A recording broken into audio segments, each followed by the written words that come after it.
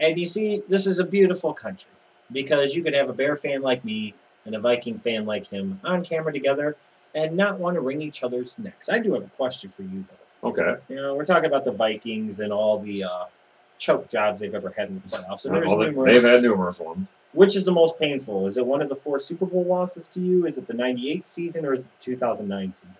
I would have to say 98 because they pretty much steamrolled over everybody and they set the team record for points in a season by a team. And yeah, they went 15-1.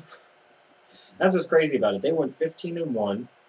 And what people seem to forget is that Cunningham wasn't even the starter going into the year. It was actually Brad Johnson. Brad Johnson.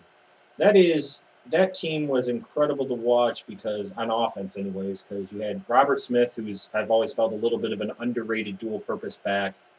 You had Carter and Reed on the outside, obviously. Cunningham ended up having an MVP season, a really good offensive line. But, man, Randy Moss took the league by storm, I think, like maybe no rookie ever has. I remember seeing him getting drafted. I was excited as hell. Then now you're bringing up bad Bears memories. I remember running a relay race the day of that draft in 1998, and I asked one of the officials after I ran my leg in the 4x8. I asked him, who did the Bears take? I said, please say Randy Moss from Marshall. He said Curtis Enos from Penn State, and I got very upset. Not as upset as the next year when they took Cade McNown 12th overall, but anyway. All right, let's move on. Some of these people are like, I just want you to talk about wrestling, answer our answering questions, and that is it. I hope there's lots of sports questions in this one, so you can go fuck yourself. Anyways, at Dave M. Dodge, or Davum Dodge, whatever.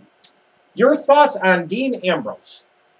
It's a very open question and a very good one. It's a very, very good question.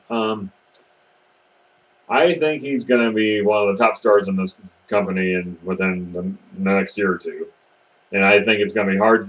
It's going to be hard for WWE to screw it up with him. I really do think that. They may very well try the best they possibly can. But I think he could attain a certain level of stardom, maybe similar to a CM Punk, although I think he's always going to be battling an uphill climb if he's going to be packaged as any type of babyface. To me, I see him strictly as a heel or as a tweener. The only way I think he really works as a babyface is if it naturally happens over a period of time because he's entertained people so much that he's earned that level of respect. I don't think he could really force a babyface. I think big things about Ambrose, too. He's a guy to me that, you know, you could be talking about within 2 years being a legit, you know, top 4 or 5 hand in your company. I like the guy. I think he's a tremendous talent. At Warcry 1980, have you considered doing voiceover commentary on some of your favorite matches? I've thought about it before.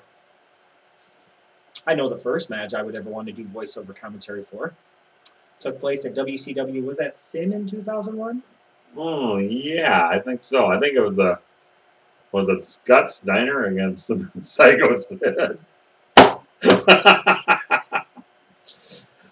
If we ever do decide to do some voiceover commentaries, not that other people haven't done it before, but I guarantee you that will be a match that we will do voiceover commentary for. Period. At Kyle Meredith 6, what are your views on gay rights in America? This is something that is the great civil rights question of the 21st century. We have to get to a point where, you know, people use common sense because it's something that obviously evokes strong emotions on all parties. My personal viewpoint is that if I'm going to be funny about it, I might as well be a smart ass about it. Straight people have kept the sanctity of marriage so well, right? So you might as well let gay people get married too. Hey, you know what? They'll protect the sanctity of marriage just the same. They'll start getting gay divorces just like straight people get straight divorces. Give me a fucking break. I don't care what you're doing in your fucking bedroom. You don't need to be concerned about mine. I don't need to be concerned about yours. It's a fundamental, basic civil rights issue because I'll do a video about this on my Schleg Daddy TV channel at some point because you have to go apply for a license in order to get married. So if we're talking about thoughts on gay rights and talking about things like gay marriage, which I'm assuming that question is somewhat pertaining to, if you have to apply for a license in order to do it, that would make it a civil matter, wouldn't it? Therefore, you'd be denying somebody their basic civil right if you said this group could do it and this group can't. Just saying. At the Abel Herrera, who is more charismatic, Hulk Hogan or The Rock? Ooh, God, that's another good question. Thanks, guys. I think Hogan, and I'll tell you why I think Hogan is because, granted, I know Rock he can hold the crowd in the palm of his hand like pretty much nobody else, but Hogan, even at his age, can still get a crowd going like nobody else. It's Hogan. I mean, this is no offense to The Rock, but I think Hogan has an ability to connect to people on a different level than even The Rock can. Like, Rock can connect in terms of being a larger-than-life personality, but Hogan could connect not only through being a larger-than-life personality, but also kind of like grabbing you by the throat and pulling you in by sheer force of will. There's Rock, but there's Hogan. I agree, Hogan all day. At Michael Hayden 19, what pros and cons do you see with Triple H eventually taking over for Vince? Hey, what are you guys doing? There would be a con right there. What's up? What's going on? You guys doing a Q&A? I hope we were going to get through another full one without you, but... Nah. So we'll ask you, any pros or cons that you could see of Triple H taking over for Vince? Pros are that he knows more what's going on than Vince does in the day-to-day. Another pro would be yet another reason for him to be inducted into the WWE Hall of Fame. Not that he needs reasons, I'm just saying it would be another time to induct him. So we take him from a 5-time to a 6-time inductee. We're working on this type of crap. I think we're up to like 27 reasons now. What other pros could there possibly be? Well, I think what Mike was saying there, he's more in tune with what's going on in the business. What else though? He already said that. Oh, What yeah, else? he did say that. What else could you see as a pro or maybe a con of Triple H being in charge? Get him on TV more than he already is. Is that a pro or a con? No, that can be a con. Could also be a pro. But good, yeah.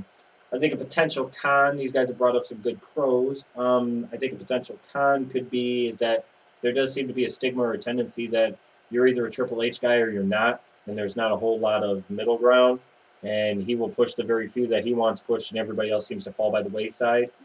Another con would be that his big discovery is Sin Cara so far.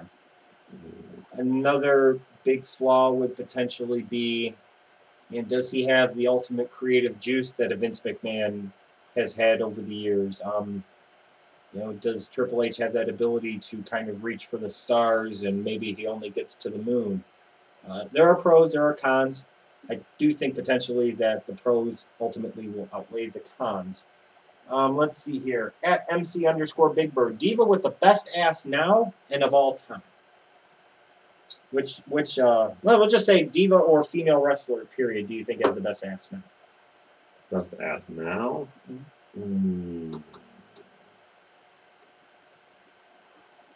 That's a tough one. Well, pick one. Stuck with them all. Pick one. I'll say Layla. Okay. Since he took Layla, I'll say Naomi in terms of current ones. What about you? I'll go with Mickey James. Fair enough. All-time best ass on a diva or female wrestler. Trish. Yes. That was a white girl with a fat ass. All types of white dudes wanted to put babies inside of her, and all my fellow brothers wanted to put babies inside of her. There are two types of men that looked at Trish Stratus, Those that wanted to put a baby inside of her, those that lied about wanting to put a baby inside of her, but they still wanted to put a baby inside of her. And I think, quite frankly, there are plenty of women out there that if they had a penis, they would put a baby inside of her too. At _RuckFools_. If you have the number one pick in the draft in RG3, Luck, Cam Newton, Kaepernick, and Russell Wilson are on the board, who do you take? So out of those 5 quarterbacks, RG3, Andrew Luck, Cam Newton, Colin Kaepernick, Russell Wilson. Out of those 5, which one are you taking? Are we talking fantasy draft or are we talking like a regular? We're talking real. You are building your team around one a real of these draft. guys. I would take Andrew Luck. Okay. I am going to take Cam Newton. RG3, I still have concerns about whether or not he's going to be able to stay healthy long term. Kaepernick showed a lot of flash of big-time potential, but it was in a half season. Russell Wilson, I'm still hesitant about building my team around a 5'10 quarterback. I'm just saying. At 3 Moore's S9, if WWE was going to end tomorrow, who should they make their final champions? WWE champion, gentlemen, would be? John Cena. No. You almost said You it. almost said I it. almost said it. You're almost brainwashed. I agree. WWE champion should be John Cena. Tag team champion should be Road Scholars. Triple H and John Cena. Religion, John. Oh, you just want to get him in that. Well, Another reason to get him into the Hall of Fame? Actually, then I apologize. I would have Triple H win the last Money in the Bank briefcase and cash in on John Cena. So here's what I would do. If you want to know all of the champions, you would have Triple H as WWE champion and World Heavyweight champion. So he unified the belts. He would also carry both Money in the Bank briefcases because since he won both, he would get an additional bonus case. He would be your IC champion, your US champion. Bring back the European title. Obviously, he's got to be the European title. Champion as well. Cruiserweight, midget Triple H. You mean Puppet H? Bingo! There you Puppet go. H, yes. There you go. Tag team division, Triple H and Shawn Michaels. Triple H Puppet H. No, No. Oh, okay. no. We want to expand the Breakfast Club at least a little bit. I Okay. figured that would give you a chubber. No. Divas champion would be Triple H-ina. You get a theme there. God conquers all. Ladies and gentlemen. Would Cena get any belts? Yeah. Ooh, yeah. Give him the hardcore title. The hardcore title? All right. At Mr. A182, hey Schleg Daddy, why do you hate he who shall not be named so much? I don't know. It started back in the early mid-90s. The first time I saw that mid-card Memphis piece of shit, I just didn't like him. I hate him. It's just, you ever get that feeling, like, some people get that feeling when they see me on here? They just don't like me and they can't even really explain why. Later on, they find reasons to. That's the way it was with Jeff Jarrett. Just the first time I saw him, he annoyed the fuck out of me. I thought he was stupid. I thought his gimmick was stupid. I thought he was stupid. Everything about him was stupid. And then I found reasons to justify it later. At Twitch98. That's not a funny question. Jeff Jarrett mania or Honey Boo Boo mania? Jeff Jarrett mania.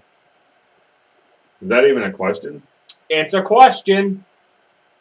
It's more like a death sentence for anybody that has to watch either of them. Honey Boo Boo mania. Because at least then you get Mama June, you get Sugar Bear, you get Uncle Poodle, you get the whole gang, you get the baby with the Swiss Army knife thumb. At Skylar Broussard. Inbreeding. Hey, it's whatever. At Skylar Broussard, one match I always wanted to see was Shawn Michaels versus Eddie Guerrero, possibly at WrestleMania 25 had he lived. Would you have wanted to see this? Would have been a good Would have been match. all right, I think. I don't know if it had to be at WrestleMania 25, but shit, at a Mania at some point, yes. At Dolph Wiggler, when do you think Cassius Ohno will be brought up to the main roster and should he team with Antonio Cesaro? He's probably going to debut after WrestleMania. Maybe the Raw or SmackDown after. Well, we can only hope so. Are they going to bring him up and team him up with Cesaro at some point? Probably down the road. Probably. Maybe. At MBF BCC 22, do you think Hogan will ever return to the WWE? Why not? Someday, yes, even if it's for a one-time appearance. It's still Hogan. They'd still like to have him there because he still equals some type of money for WWE purposes. At Danny Crew, would you consider moving the Rumble to a later month to prevent the annual WWE lull between September and January? If you mean moving it into like October or November, no. I would advocate moving it into February. I did a 12 Steps to Recovery series video about this very topic, talking about pay-per-view schedule. Go on the main Off the Rope Show channel and check it out. At Chris Cody 8, do you think it's fair for guys like Skip Bayless blaming all of the Lakers' struggle on Kobe Bryant? He's the top guy. He's the star. But there are other players, too, including that overrated piece of crap, Dwight Howard. Steve Nash was a bad decision to bring in. D'Antoni's a bad fit as a coach. It's especially when talking as a Lakers fan, Mike D'Antoni, the way his system runs, you can't run it with a Laker team that's as old as they are. It just doesn't work. Because Dwight Howard's a bitch. That's right.